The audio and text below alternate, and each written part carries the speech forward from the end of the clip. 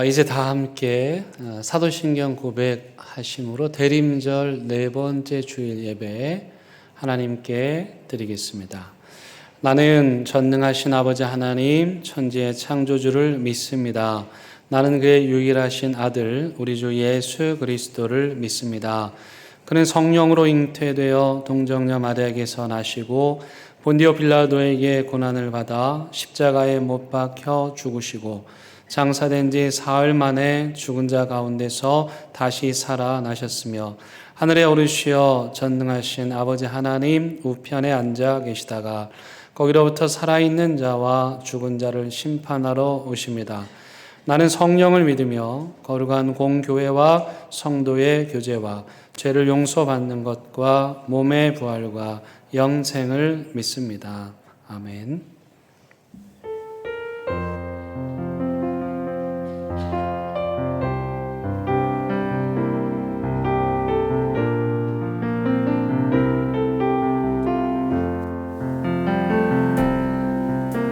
보혈을 지나 하나님 품으로 보혈을 지나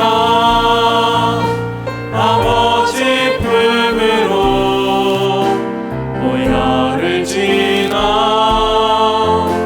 하나님 품으로 한 걸음씩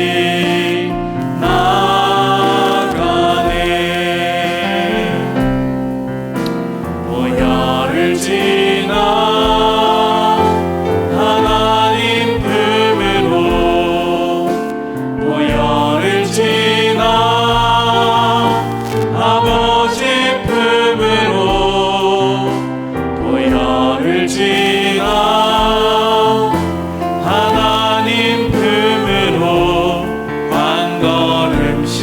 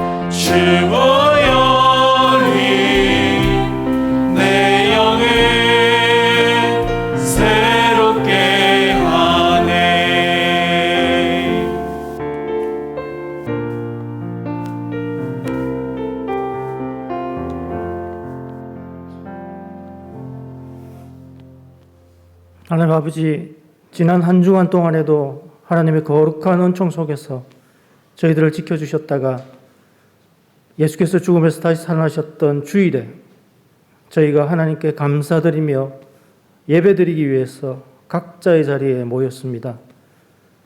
하나님께 영광 올려드리는 이 시간, 우리 마음속에서 세상에 지배당하는 생각 하나하나 낱낱이 옮겨주셔서 이 시간만이라도 진정으로 하나님께 경배하게 해 주십시오. 저희들 각자가 하나님을 찬송하고 기도하며 성경 말씀을 읽고 들으며 하나님의 뜻을 바르고 정확하게 깨달을 수 있도록 인도해 주시기를 원합니다. 우리 교회가 코로나 상황에서도 이웃에게 피해를 끼치지 않고 교회의 사명을 다하기 위해 노력하게 해 주셔서 감사드립니다. 서로 염려해주고 기도해주는 교우들이 있음에도 감사드립니다. 교역자들과 직원들이 있어서 예배를 드릴 수 있고 교회 행정이 잘 운영되게 하심도 감사드립니다. 지난 한 해 동안에도 교회 재정을 지켜주셔서 감사합니다. 필요한 곳을 수리하면서도 저희들이 안심하고 예배드릴 수 있는 예배당이 있음에도 감사드립니다. 이 추운 계절에도 우리 젊은이들이 하늘과 땅과 바다의 국경을 지키고 또 경찰관, 소방관들이 안전을 지켜서 저희들이 국가의 보호를 받을 수 있게 하심도 감사드립니다. 아버지, 저희들이 저희의 잘못을 고백하고 회개할 때 저희 잘못을 용서해 주시기를 간절히 원합니다. 2000여 년 전 베들레헴에는 전혀 없었지만 오늘날 성탄절을 기념하거나 비그리스도인들이 휴일 분위기를 즐기기 위해 만든 화려한 불빛이 여러 곳에 있는데 그런 불빛은 그냥 불빛이지만 예수 믿는 저희들은 저희들 삶에서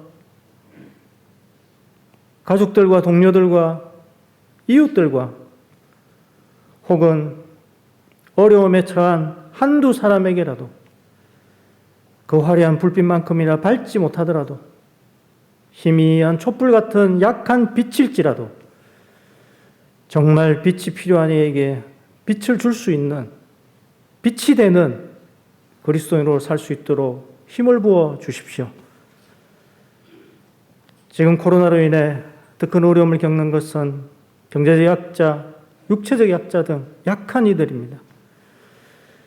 이를 긍휼히 여기셔서 조금 더 빨리 이 감염병을 이겨낼 수 있는 길로 혹은 견뎌나갈 수 있는 힘을 주시기를 간절히 원합니다.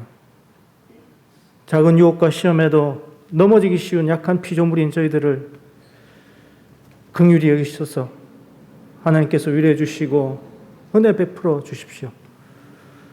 지금 불안한 이에게는 평안을 주시고 고통 속에 있는 이에게는 견딜 힘을 주십시오. 낙심한 이가 희망을 품을 수 있게 해주시고 영유아부터 청년들까지 우리 모든 아이들이 미래를 준비하며 미래의 삶을 꿈꿀 수 있는 상황이 될 수 있도록 인도해 주십시오.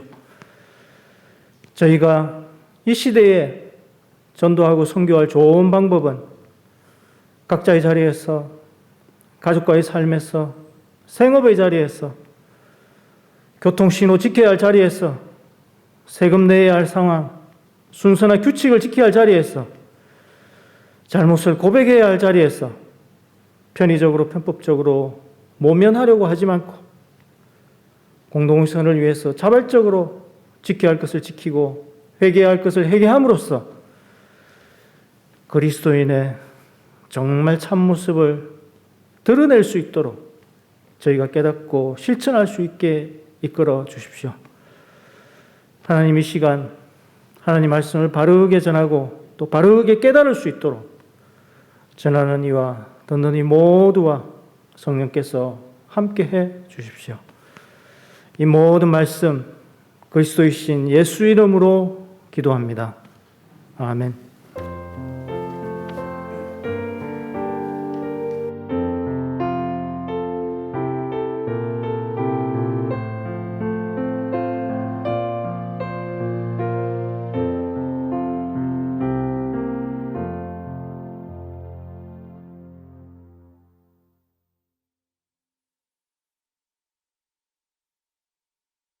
오늘 우리에게 주시는 하나님의 말씀은 누가복음 2장 8절에서 14절의 말씀입니다.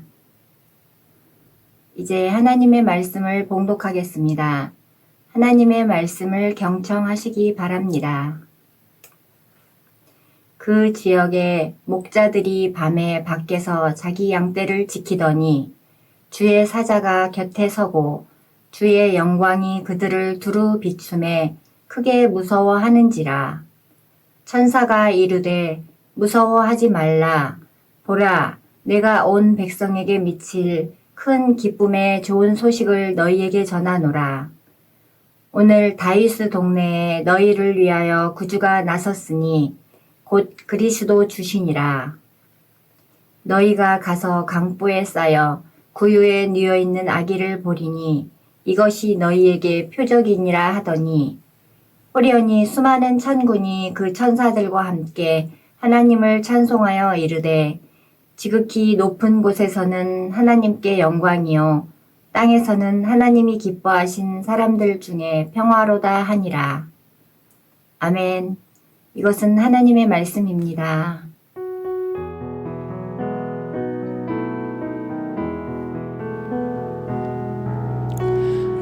말씀 따라 사는 동안 지치지 않게 하시고 이 말씀 따라 사는 동안 주님 나라 이루소서. 며칠 전 중학교 1학년 막내 딸이 방문을 열고 들어오더니 아빠 할 말이 있어요 그러는 거예요. 그래서 그래 해봐라 그랬더니 잠깐만요 하더니 휴대폰을 딱 꺼내가지고 찬양을 가스펠 찬양을 트는 거예요. 아니 뭐 하는 거야 할 말이 있다면서 빨리 말해. 그때 잠깐만 기다려봐 아빠 이 찬양 좀 먼저 들어. 제가 좋아하는 찬양을 들려주는 거야. 그 찬양에 흠뻑 젖어서 은혜 받아서 찬양을 듣고 있는데 갑자기 이 막내 녀석이 아빠 나 이번 성탄절에 친구 집에 가서 자도 돼? 찬양에 은혜 받아가지고 방심하고 있던 저의 허를 찌르는 그 질문 참 안 된다고 대답할 수가 없었습니다. 이 얘기는 제 막내한테 가서 하시면 안 됩니다. 제가 벌금을 내야 되기 때문에. 그런데요, 이 막내딸이 찬양의 힘을 알았죠. 그 찬양을 저한테 들려줬는데 이 막내 녀석과 비슷하게 찬양의 힘과 능력을 알았던 사람이 있으니 그가 바로 이 누가복음을 쓴 저자 누가입니다. 그래서 이 누가복음은 시작부터 끝까지 찬양해요. 누가복음 1, 2장의 서두에 마리아의 찬양, 사가랴의 찬양, 시므온의 찬양, 그리고 오늘 우리가 읽은 천사들과 목동들의 찬양, 그리고 맨 마지막 24장 마지막 절은 제자들이 성전에서 하나님을 찬송하니라. 찬송으로 시작을 해서 찬송으로 마무리가 된 거예요. 그래서 누가복음은 뮤지컬 대본으로 내놓아도 손색이 없을 정도입니다. 이 누가복음에 나오는 찬양 중에 가장 최고의 찬양은 오늘 우리가 읽은 본문 마지막 절에 나오는 천사들의 찬양입니다. 이 찬양은 마치 핸델의 메시아 곡에 나오는 할렐루야 찬양처럼 그냥 앉아서는 들을 수 없는 그런 찬양이죠. 천사들이 찬양하는 내용이 무엇입니까? 지극히 높은 곳에서는 하나님께 영광이요, 땅에서는 하나님이 기뻐하신 사람들 중에 평화로다. 무엇이요? 예수 그리스도께서 이 땅에 오심이 하나님께는 영광이 되고 또 그 영광 자체이신 예수님께서 이 땅, 이 세상, 베들레헴 구유에 나신 그 사건은 모든 사람들에게 평화를 가져다 주는 사건이라는 것입니다. 이처럼 누가는 여러 찬양의 가사를 통해서 자신이 원하고자 하는 주제를, 메시지를 우리에게 담아서 전하고 있습니다. 예컨대 누가복음에 나오는 가장 첫 번째 찬양, 여러분 첫 번째 찬양이 남자의 찬양이 아닌 여성의 찬양인 것을 주목하셔야 됩니다. 누구입니까? 바로 예수님의 어머니 마리아의 노래입니다. 이 마리아의 노래에서 마리아는 자신처럼 가장 가난하고 낮고 비천한 여종을 찾아오셔서 온 인류를 구원할 예수 그리스도를 태어나게 하신 그 위대한 일을 이루신 하나님을 찬양합니다. 다시 말하면 하나님께서는 그 시대에 권력이 있었던 로마의 황제나 왕이나 종교 지도자들은 다 그 자리에서 끌어내리시고 높은 자는 낮게 하시고 그리고 자신과 같이 비천한 자는 높여주셨다고 하나님을 찬양하고 있습니다. 그래서 누가복음을 약자들의 복음서 또는 가난한 자들을 위한 복음서라고 말하기도 합니다. 그 당시의 여성은 한 인간으로서 대우를 받지 못하던 시대였는데 하나님께서는 그 시대의 중심에 있었던 남자가 아닌 여자를 통해서 예수 그리스도를 태어나게 하심으로써 그 사회가 가지고 있었던 질서와 가치를 완전히 뒤집어 놓으셨습니다. 또한 누가는 예수님의 탄생과 또 예수님을 찾아가 가장 먼저 경배한 자들을 목자들, 목동들이라고 보도합니다. 여러분, 목자하면 어떤 이미지가 떠오르십니까? 우리 한국 분들은 목동을 만나본 일이 없으니까 주로 사진에서 보니까 목자하면 그 푸른 초장에서 하얀 양들, 그 양들을 피리를 불면서 이끌고 가는 그 아주 목가적인 목동의 이미지를 떠올립니다. 여러분, 하지만 현실은 전혀 그렇지 않습니다. 제가 목동을 만나보았는데 이 피부가 거먹게 그을려 있어요. 왜요? 하루 종일 떼약볕 아래에 서 있어야 되기 때문이에요. 몸에는 어떤 냄새가 날까요? 양 냄새가 납니다. 그리고 여러분, 양들이요, 사진에서 보시는 것처럼 그렇게 깨끗하지 않아요. 이 녀석들이 더러운데 막 뒹굴잖아요.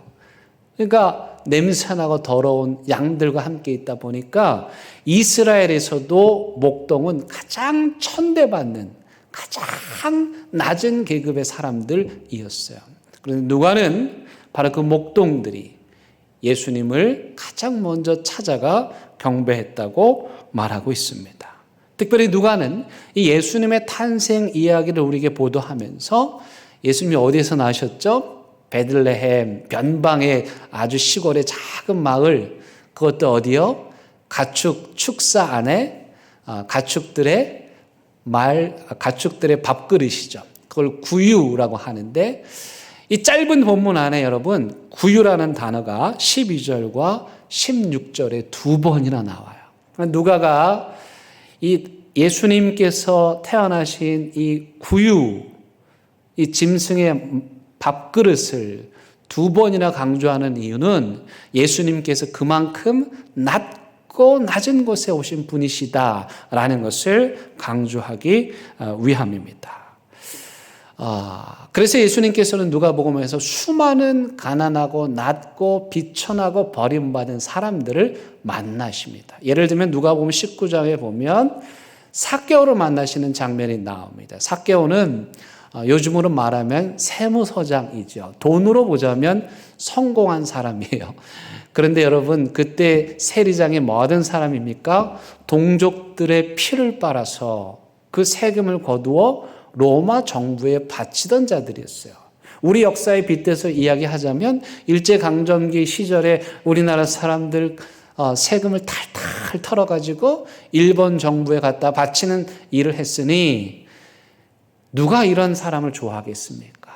그래서 이 이스라엘 사람들은 세리 그러면 이를 갈고 언제라도 테러를 일삼을 준비를 하고 있을 정도로 증오하던 사람이었어요. 그러니 삭개오 주변에 아무도 없었습니다.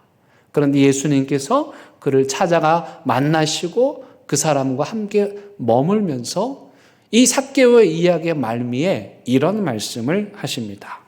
19장 10절입니다. 인자가 온 것은, 즉 예수님께서 온 것은 잃어버린 자를 찾아 구원하려 함이니라. 2가지 소명입니다. 잃어버린 자를 찾고 그 다음에 어떻게 해요? 구원하는 것. 이것이 예수님께서 이 땅에 오신 이유이고 소명이라고 분명하게 밝히는 것입니다. 이 잃어버린 자를 찾아서 구원하시는 그 예수님의 사역을 아주 기가 막히게 아름다운 잃어버린 것의 비유를 통해서 누가복음 15장에서 우리에게 말씀합니다. 여러분, 이번에 돌아가시면 이번 주에 누가복음을 한번 읽어보시기 바랍니다. 특별히 이 15장의 말씀을 한번 자세히 읽어보시기 바랍니다. 거기 3가지 잃어버린 것에 관한 비유가 나옵니다. 첫 번째는 잃어버린 양에 대한 비유입니다. 어느 날 목자가 양을 치고 저녁때가 돼서 양떼를 몰고 집으로 돌아와서 양 우리에 넣었는데 1마리, 2마리 세고 딱 봤더니 글쎄 100마리 있어야 될 양이 99마리밖에 없는 거예요. 그 1마리 어디 있는 거예요? 길을 잃고 어딘가에서 헤매고 있는 거예요. 구덩이에 빠졌는지 낭떠리에 떨어졌는지 나무 숲에 걸렸는지 알 수 없지만 이 양은 그날 밤을 절대로 온전하게 보낼 수가 없는 겁니다. 들짐승들이 그를 가만 놔두지 않을 것이기 때문입니다. 그래서 한 마리 양이 잃어버렸다는 것을 발견한 이 목동이 다시 그날 하루의 길을 되돌려 걸어서 잃어버린 양을 찾아갑니다. 그리고 마침내 그 잃어버린 한 마리 양을 찾아 가지고 돌아옵니다. 여러분, 이 목자가 99마리 양을 놔두고 한 마리 양을 찾아가는 것은 이 99마리 양을 소중하게 여기지 않아서가 아닙니다. 다만 그가 잃어버린 한 마리 양을 찾아간 이유는 그 한 마리 양이 변변치 못해서 길을 잃어버릴 정도로 연약한 양이었기 때문입니다. 그렇게 목동은 그 한 마리 양을 다시 찾아가지고 와서 너무너무 기쁘고 즐거워서 사람들을 다 불러 기쁨의 잔치를 벌입니다. 누가복음 15장에 나오는 두 번째 비유는 잃어버린 동전에 대한 비유입니다. 한 여인이 동전 10개로 목걸이를 차고 다녔는데 그만 이 줄이 끊어져서 동전이 바닥에 땡그랑하고 떨어지는 거예요. 그래서 그 동전 10개를 찾는데 찾다 보니 9개밖에 없는 거예요. 아무리 찾아도 한 개가 없는 거예요. 여러분, 예전에 가구를 옮기시거나 이사하실 때 보면은 그 가구 밑에 뭐가 있습니까? 동전들이 수북하게 있어요. 왜요? 우리는 그게 하찮은 거니까. 그렇게 중요하지 않으니까. 물론 좀 500원짜리 동전은 이렇게 파리채로 후레쉬 켜가지고 이렇게 차리셨죠? 그렇게 이 여인이 잃어버린 동전 한 개를 열심히 찾는 거예요. 그래도 안 되니까 소파를 옮기고 장롱을 옮기면서 집안을 다 뒤집어서 결국 잃어버린 그 하나의 동전을 찾는 거예요. 그리고 너무너무 좋아해요. 우리가 볼 땐 이게 무슨 말인가 싶은데 그때 당시에 이 결혼을 앞둔 여인들이 10개의 동전 목걸이를 했다는 건 뭐냐면 이제 결혼을 앞두고 악한 것들이 들어오지 못하도록 하기 위함이었대요. 근데 동전을 잃어버리면 오히려 악한 것들이 그 삶에 들어온다고 생각했어요. 그런 의미에서 이 동전 한 개는요, 비록 그 가치로 보자면 하찮은 것일지 모르지만 그 한 개가 없이는 이 여인이 온전히 삶을 살 수가 없는 거예요. 그래서 이 여인이 그 하나의 동전을 열심히 찾은 것입니다. 9개 많지요. 9개 정도면 충분하지 않나? 아니에요. 가치 없어 보이고 하찮지만 그 한 개가 채워져서 10개가 될 때에야만 비로소 이 나머지 9개의 동전도 존재의 가치가 있게 되는 것입니다. 그래서 예수님께서는 누가복음 15장 10절에서 이런 말씀하십니다. 죄인 한 사람이 회개하면 하나님의 사자들 앞에 기쁨이 되느니라. 잃어버린 동전, 그 한 동전을 찾아서 소외된 죄인들 찾아서 그들을 건지고 구원한 일이 중요하다는 거죠. 세 번째 비유는 무엇입니까? 그 유명한 탕자의 비유입니다. 두 아들이 있는데 어느 날 둘째 아들이 아버지에게 가서 자신의 몫의 재산을 달라고 요구합니다. 여러분, 그 당시의 문화권에서 유산은 아버지가 돌아가셨을 때만 상속할 수 있어요. 그런데 이 아들이 아버지에게 유산을 달라고 말했으니 그 말인 중 무슨 뜻이에요? 아버지 가능하면 빨리 돌아가셨으면 좋겠습니다. 이런 말이나 마찬가지예요. 그럼에도 불구하고 이 아버지는 역정을 내지 않으시고 그 둘째 아들에게 그 몫의 재산을 나누어 줍니다. 그런데 여러분들이 아시는 대로 여러분 재산이라는 게요, 아무리 많아도 하루아침이에요. 그거 다 날리고 노숙자 신세가 돼가지고 시궁창에 흘러가는 밥알을 주워 먹으며 살게 됐어요. 너무 고통스러우니까 이 아들이 도저히 안 되겠다. 내가 아버지 집에 가서 차마 아들로는 살 수 없고 아버지 집으로 돌아가서 품꾼으로 살아. 밥이라도 먹고 살아야 되겠다. 그렇게 결심합니다. 거기에 보면 이렇게 표현하고 있습니다. 그가 스스로 돌이켜 아버지 집으로 갔다. 자, 스스로 돌이켜. 이게 뭐냐? 기독교의 회개입니다. 성경이 말하는 참된 회개는 원래의 자기 자신에게로 돌아간다는 존재론적인 변화를 의미합니다. 이 아들은 자신의 잘못을 깨닫고 회개하고 원래 자기가 있어야 할 아버지의 집으로 돌아갔습니다. 이것이 회개입니다. 여러분, 우리가 하나님께서 만들어주신 에덴 동산을 떠났죠. 하나님의 자녀로서의 권위를 또 특권을 버리고 떠났죠. 그런데 그 떠난 자리에서 다시 아버지 집으로 하나님의 자녀의 지위로 돌아오는 것, 이것이 기독교가 말하는 참된 회개예요. 우리가 생각하는 것처럼 뭐 거짓말을 했습니다, 뭘 잘못했습니다, 그게 아니라 기독교의 근본의 회개는 내 자리 잃어버린 거, 돌아서서 내가 있어야 될 그 자리로 다시 돌아가는 것이 회개입니다. 그런데 문제는 이 아버지가 이 아들을 어떻게 해야 될 것인가? 그때 당시에 규례에 따르자면 이 아들은 아버지 재산을 탕진했을 뿐만 아니라 명예를 더럽힌 거예요. 세상에 그 아버지 아들이 시궁창 전전하며 노숙자로 살고 있었으니 아버지의 이름에 먹칠을 한 거죠. 그때 당시의 문화와 관습대로 하자면 그런 아들은 죽은 것으로 취급했어요. 마치 이슬람교의 명예살인처럼 가족의 명예를 더럽힌 사람은 그냥 죽은 거로 여기고 그냥 내버려 둔 거예요. 그런데 이 아들이 돌아와자 이 아버지가 어떻게 합니까?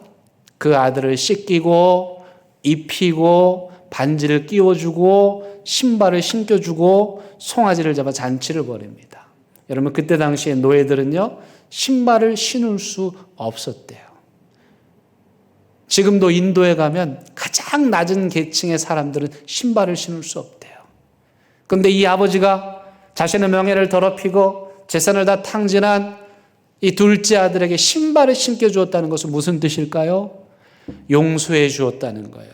이해해 주었다는 것이에요. 받아주었다는 거에서 한 걸음 더 나아가서 아버지의 아들이라는 그의 지위를, 신분을 다시 복권시켜 주었다는 것을 의미합니다. 이 세 가지 비유의 말씀이 나타나게 된 배경이 중요한데 누가복음 15장 1절 2절에서 그 배경을 이렇게 밝힙니다. 모든 세리와 죄인들이 말씀을 들으러 가까이 나오니 바리새인과 서기관들이 수군거려 이르되 이 사람이 죄인을 영접하고 음식을 같이 먹는다 하더라.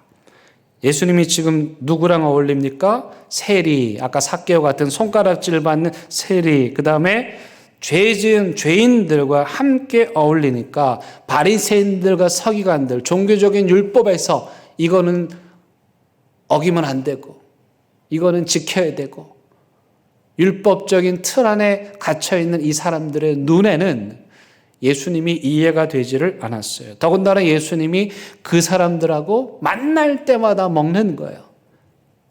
그래서 그들이 예수님께 붙여준 별명이 있으니 무엇입니까? 좀 고상하게 표현하자면 먹기를 탐하는 자여 세리와 죄인들의 친구로다. 이게 예수님의 별명이었어요.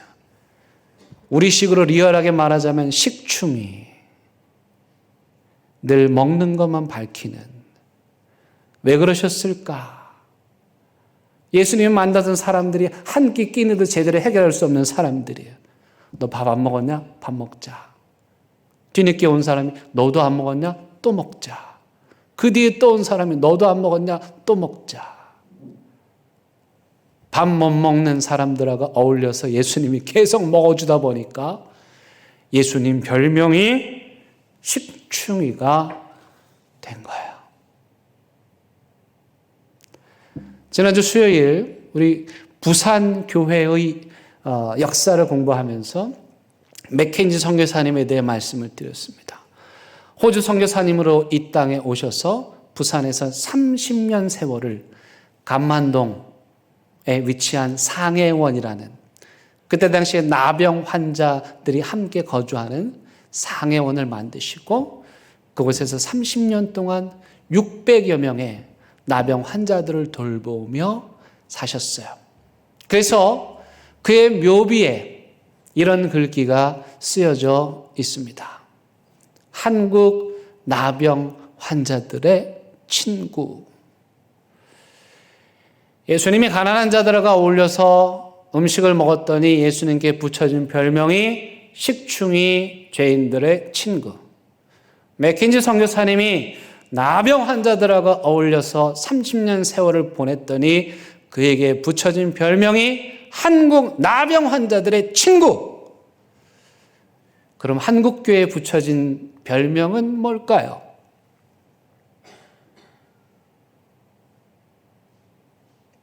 우리가 어울리는 사람들이겠죠.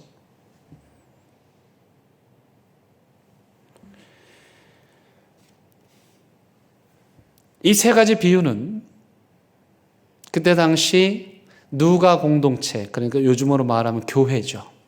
누가 공동체가 직면한 갈등과 문제에 대한 해결책으로 제시된 비유라고 한 신학자가 해석을 하는데 저는 전적으로 동의합니다. 첫 번째, 길 잃어버린 양의 비유는 여러분 교회 공동체 안에는요, 다 잘나고 똑똑하고 뭘 잘하기만 하는 사람들만 있는 게 아니에요. 아니 왜 그걸 못하지? 왜 그걸 이해 못하지? 조금 부족하고 더디고 뒤처진, 그래서 99마리 다 들어왔는데 아직도 길 못 찾고 헤매는 그런 양들이 있을 수 있다는 거예요. 조그만한 돌부리에도 걸려서 넘어지고 작은 구덩이에도 빠지고 낭떠러지에 떨어지는 그런 좀 부족하고 모자른 사람들이 있을 수 있다는 거예요. 그럴 때 어떻게 하라는 것입니까?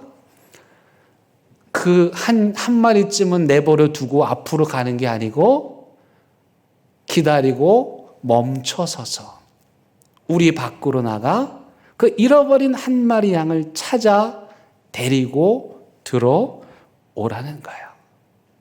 두 번째, 이 동전의 비유 같은 경우에는 같은 공동체 안에 있지만 존재감이 전혀 없는 사람들이에요.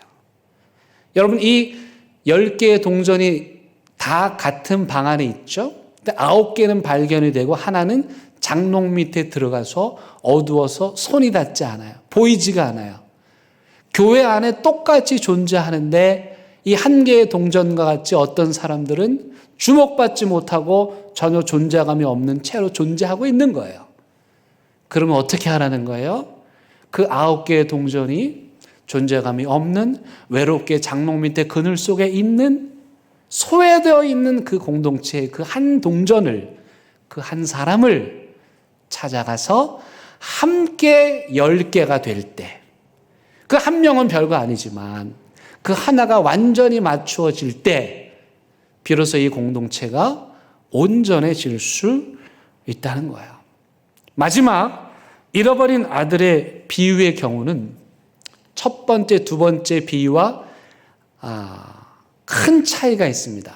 뭐냐면 잃어버린 양과 잃어버린 동전의 비유에서 잃어버린 양과 동전을 찾는 사람은 누구입니까? 그것을 소유하고 가지고 있는 주인이죠. 잃어버린 존재들은 스스로 찾아올 수 없어요. 그래서 여인이, 목동이 직접 찾아가서 발벗고 나서서 들판에 버려져 있는, 장롱 밑에 숨겨져 있는 동전을, 어린 양을 찾아오는 거예요. 그런데 세 번째 탕자의 비유는 어떻습니까? 잃어버린 그가 스스로 찾아서 공동체 안으로 들어오는 거예요. 그렇죠? 굉장히 중요한 차이입니다. 세 번째 비유가 의미하는 것은 뭘까? 아마도 이 누가 공동체에 이런 사람이 있었던 것 같아요. 둘째 아들처럼 잘난 척하고 그 공동체를 떠난 거예요. 떠난 것까지는 좋았는데 가서 교회 욕 다 먹이고 예수님 망신 다 시키고 부끄러운 삶을 사는 거죠. 근데 그러다가 그것도 부족해서 다시 이 누가 공동체로 돌아오는 거예요. 떠난 것도 용서하기 어려운데 떠나서 교회 이름 먹칠하고 예수님의 명예를 다 떨어뜨린 그 사람을 누가의 공동체가 어떻게 해야 할 것인가에 대한 해답이 바로 세 번째 탕자의 비유입니다. 그 해답이 무엇일까요? 예수님처럼 하라는 것입니다. 이 세 비유가 공통적으로 우리가 말하고 있는 것이 있는데 그건 뭐냐면 하나같이다. 연약한 사람들, 소외된 사람들, 버려진 사람들, 힘없는 사람들의 편에 서라는 겁니다. 교회는 이 세상에서 어디에 서야 할까요? 가장 가난한 사람과 또 부한 사람들, 그걸 자로 재가지고 딱 한가운데 거기에 서야 할까요?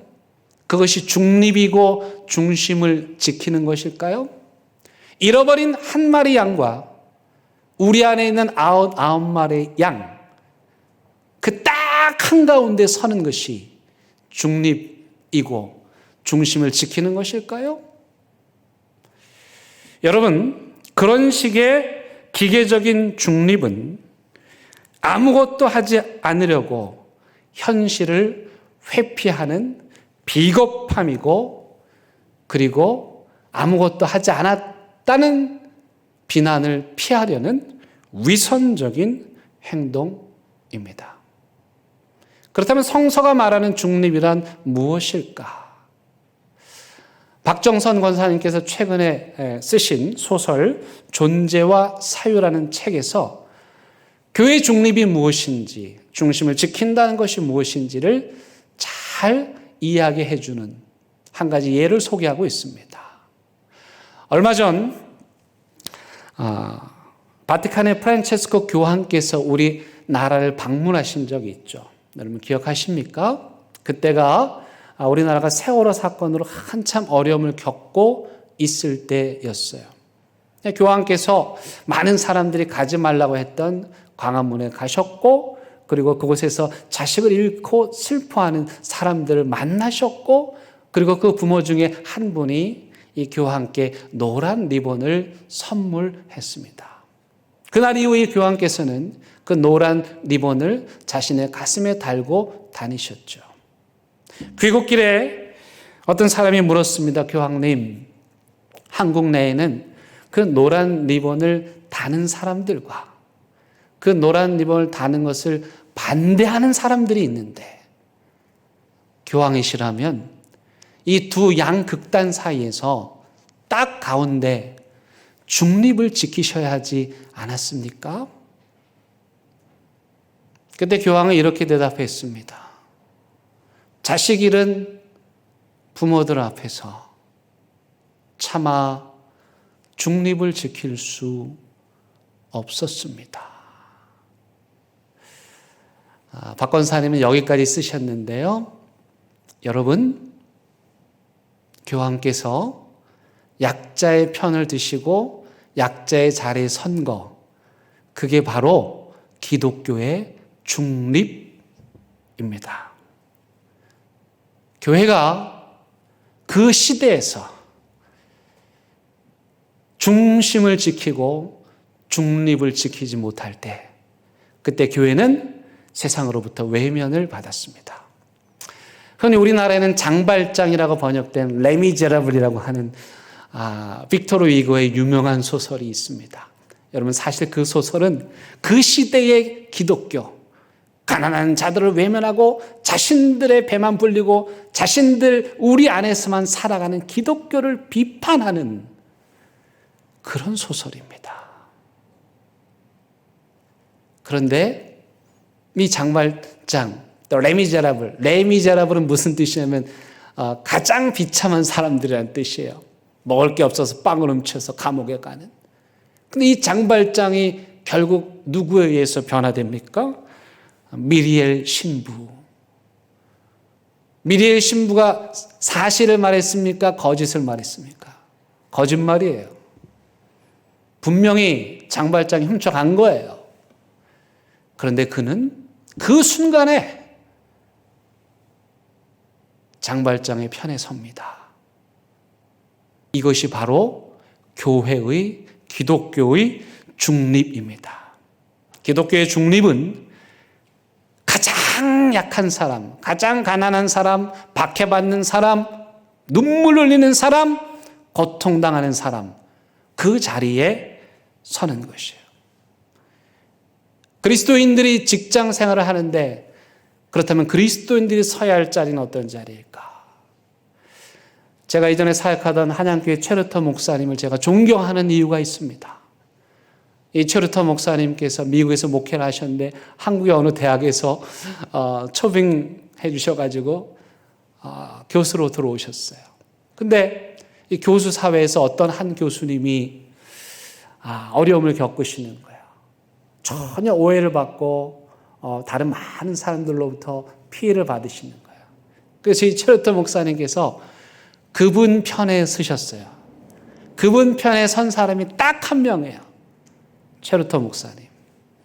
그래서 그것 때문에 이 최루터 목사님이 부당하게 그 대학에서 해고되셨어요. 그래서 한참의 시간을 해고되시고 아무 일도 하지 않으시고 보내셨던 그 시간을 제가 옆에서 지켜봤어요. 그리스도인은 직장에서 소외된 사람들, 아무도 주목하지 않고 핍박하고 비난하는 그런 사람들 옆에 있어야 돼요. 교회의 직분자들은 어떤 자리에 서 있어야 될까요? 교회 오래 다닌 사람, 조금 힘 있는 사람과 이제 막 교회 나온 새신자, 요 딱 가운데 서야 될까요? 아닙니다. 교회 직분자들의 중립의 자리는, 교회 직분자들이 서야 할 중심의 자리는 여러분들이 보기에 장롱 밑에 숨겨진 동전 같은 존재 하나, 존재감이 없는 그런 사람들과 함께 서는 것, 이게 중립입니다. 저는 대형교회 담임 목사로서 모든 성도들의 중립을 지켜야 되죠. 그렇다면 담임 목사가 서야 되는 중립의 자리는 어디입니까? 두 갈등의 상황에서 딱 그 가운데 서는 것입니까? 아닙니다.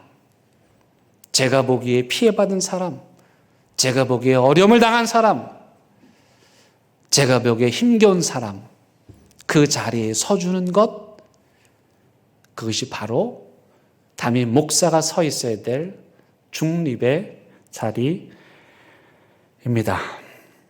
왜냐하면 예수님께서 그렇게 하셨기 때문입니다. 예수님은 그 당시 소외된 여인과 목동과 세리와 가난한 자들과 죄인들 편에 서셨습니다. 그 당시 종교 지도자들이 보기에 예수님의 태도는 명백하게 형평성을 잃은 너무도 치우친 행동이었습니다. 하지만 예수님께서는 그렇게 하심으로써 기울어진 저울추의 균형을 맞추신 것입니다. 프랑스의 르낭이라는 사람은 오늘 우리가 읽은 누가복음을 가리켜서 이 세상에서 가장 아름다운 책이다. 이 세상에서 가장 아름다운 책이다. 왜 그렇게 말했을까? 이 누가복음에 나오는 이야기, 또 찬양, 구성, 등장인물로 보면 충분히 그렇게 말할 법합니다. 그런데 그것만으로는 그렇게까지 말하기에는 좀 부족한 것 같아요. 제가 생각할 때 그가 누가복음이 이 세상에서 가장 아름다운 책이라고 말한 이유는 바로 잃어버린 자를 찾아서 구원하시는 예수님의 이야기로 이 책에 가득 차 있기 때문일 것입니다. 이번 성탄절에 우리에게 오시는 예수님은 이처럼 잃어버린 자를, 연약한 자를, 소외된 자를, 힘없는 자를, 손가락질 받는 자를 찾아가시고 구원하시는 분이십니다. 이번 성탄절에 저와 여러분들을 통해서 그렇게 길 잃은 자들이, 소외된 영혼들이 다시 돌아와 우리와 함께 그 들판의 천사들처럼, 목동들처럼 마국간에 계신 예수님 앞에 서서 목 놓아 하나님을 찬양하는 그런 아름답고 멋진 성탄절 되기를 바랍니다. 함께 찬양하시겠습니다.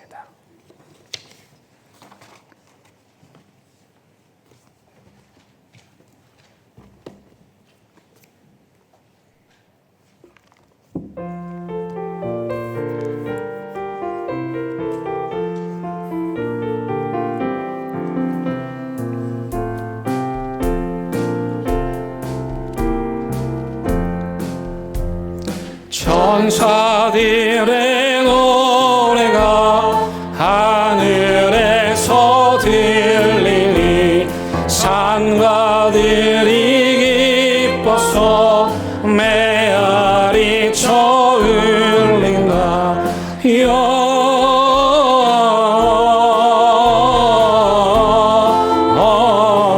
영광을 높이 계신 주께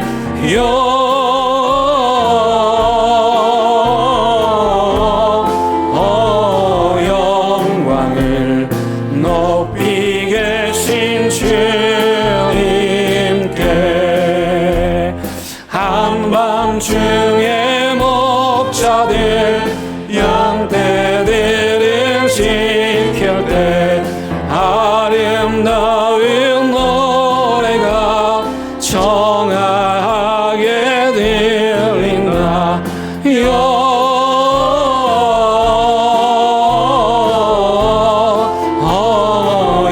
영광을 높이 계신 주께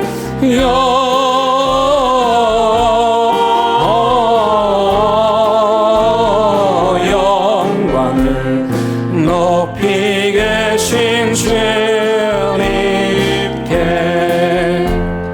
베들레헴 나라가 나시나기 예수께 굴러 경배합시다.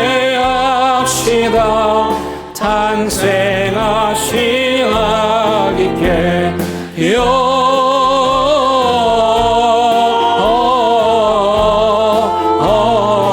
영광을 높이 계신 주께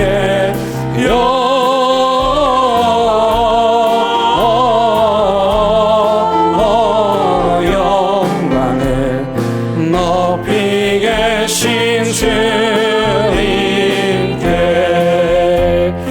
구유 안에 누이신 어린 아기 예수께 우리들도 다 함께 깊은 찬송 부르자.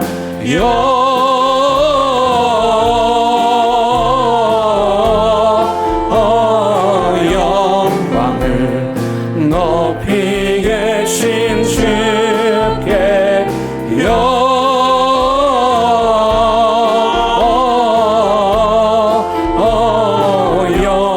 영광을 높이 계신 주님께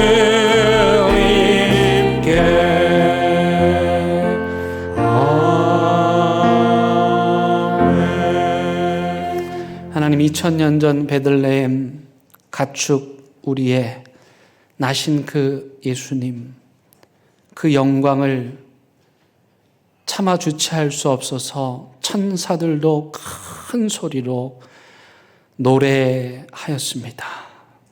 주님, 우리의 눅눅하고 냄새나고 가축들의 침으로 흠뻑 젖은 것 같은 우리의 마음의 구유에도 임하여 주옵소서.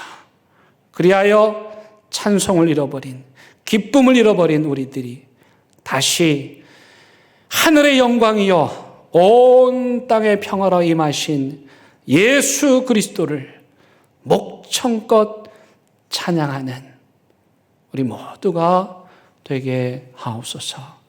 예수님의 이름으로 기도드립니다. 아멘.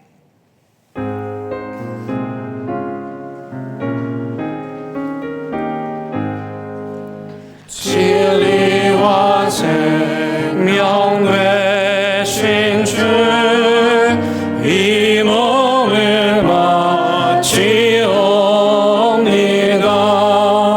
믿음과 소망 사랑에 한 마음 되게 하소서.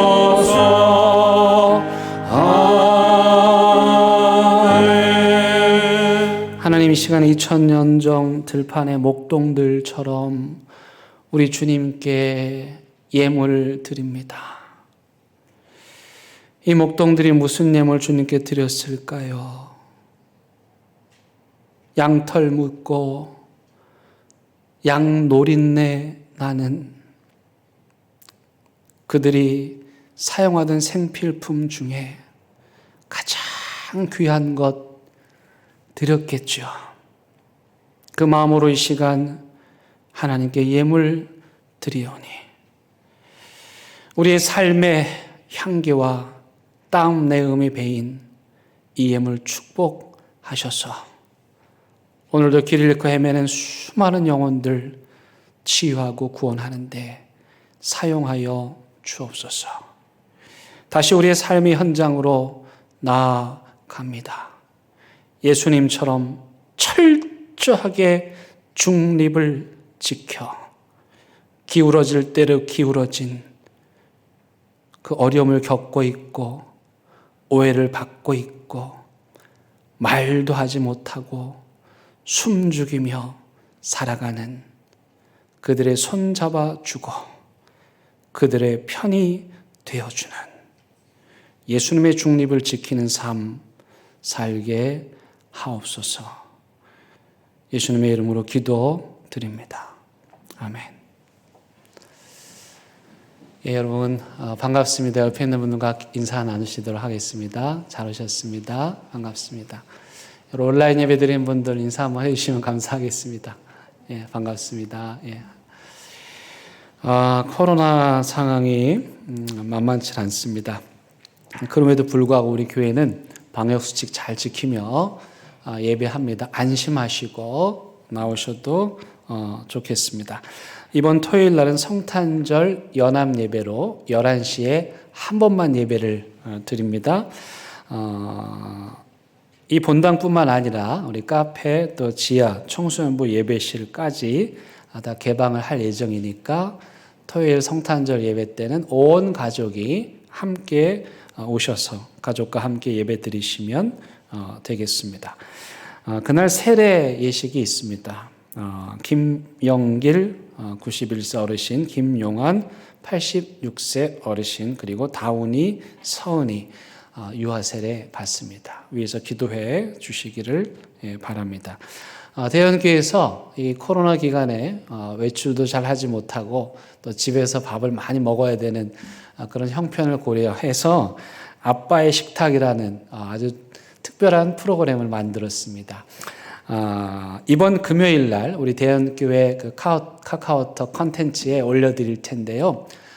우리 교회 요리사 집사님께서 아빠들이 할 수 있는 간단한 요리 방법을 영상을 통해서 소개해 드리면 그 영상을 보시고 그대로 실천하셔서 아빠들의 가족들을 위해서 한 끼 식사를 만들어 주시는 거예요.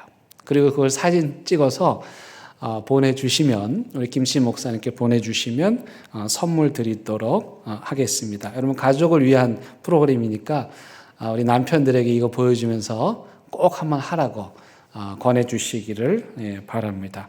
다음 주일은 올 한 해 마지막 주일 예배로서 은퇴 예식이 있습니다. 우리 최준은 집사님, 또 김은희 권사님, 윤경자, 박정선 권사님 은퇴 예식이 있고 그리고 한 가지 더 우리 김은희 권사님은 청소년부 40년 동안 봉사를 하셨습니다. 그래서 40년 근속 표창 수여식도 함께 하도록 하겠습니다. 기쁜 소식입니다. 우리 교회 심은우, 우리 김정희 원사님 손자죠. 7살인데 대한민국 어린이 미술대회에서 대상을 탔습니다. 여러분, 지금 은우가 그린 그림인데 기가 막히지 않습니까? 이 녀석이 덩치가 좀 있어서 저는 체육의 소질이 있나 보다 했는데 체육뿐만 아니라 미술도 잘하는 것 같습니다. 만나면 축복해 주시고요. 또 우리 임은주 성도님은 봉사상을 타셨고, 또 지현욱, 우리 이재 집사님 사위 되시는 지현욱 성도님 지난주에 등록하셨습니다. 이분들 마음으로 우리 큰 박수로 축복하도록 하겠습니다. 감사합니다. 이제 일어나셔서 결단의 찬양 부르십니다.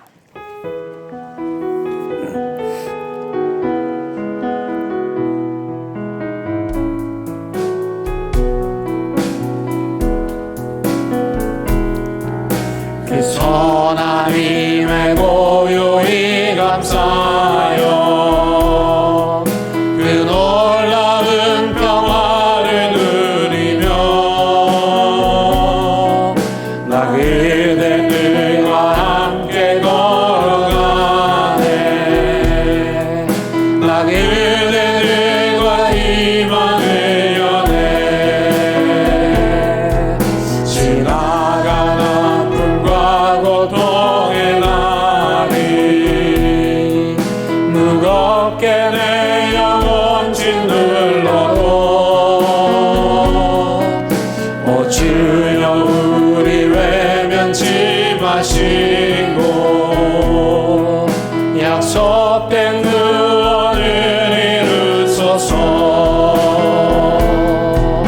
그 선한 힘이 우리 감싸시니 믿음으로 일어나길 기대하네. 주 언제나 우리와 함께 계셔. 하루 또 하루가 늘 새로.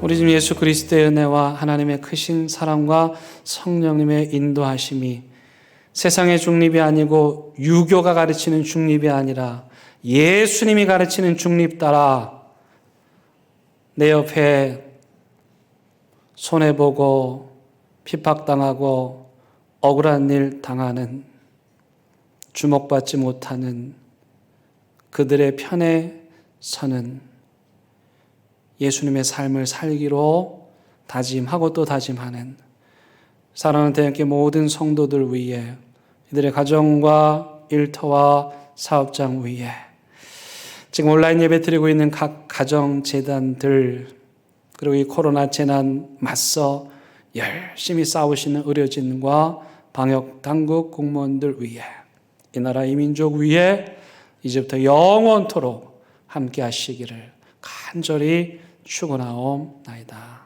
아멘.